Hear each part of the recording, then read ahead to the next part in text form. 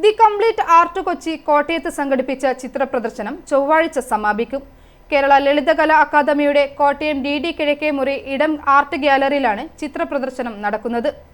ലോക സമാധാനമെന്ന സ്വപ്നവുമായി ഒരു കൂട്ടം കലാകാരന്മാർ ഫോളോ യുവർ ഡ്രീംസ് പേരിലാണ് ചിത്രപ്രദർശനം കോട്ടയത്ത് നടക്കുന്നത്. കേരള ലളിതകലാ അക്കാദമി മുൻ സെക്രട്ടറിയും എഴുത്തുകാരനുമായ വൈക്കം AK ഷിബു പ്രദർശനം ഉദ്ഘാടനം ചെയ്തു. ശ്രീകാന്ത് നേട്ടൂർ അധ്യക്ഷനായി.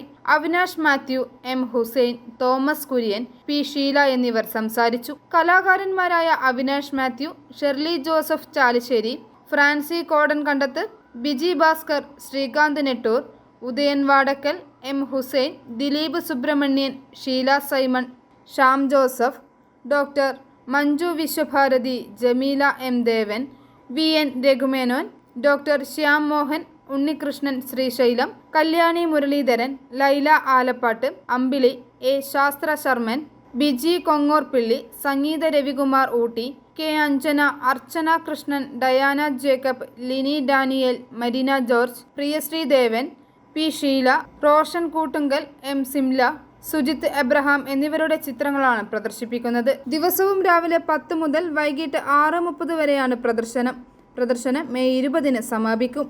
i4 news, Ettumanoor.